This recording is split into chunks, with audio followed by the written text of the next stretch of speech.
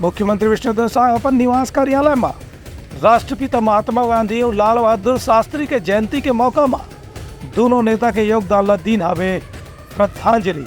मुख्यमंत्री विष्णुदेव साय आज अपन निवास कार्यालय में राष्ट्रपिता महात्मा गांधी और पूर्व प्रधानमंत्री स्वर्गीय लाल बहादुर शास्त्री के जयंती के मौका में उनकर छाया चित्र में पुष्पांजलि अर्पित करके उमन ला सुरता करी। महात्मा गांधी के अमूल्य योगदान ला सुरता करत मुख्यमंत्री यकीन की गांधी जी देश के आज़ादी के आंदोलन में सबसे बड़े निर्णायक भूमिका निभाए रही है।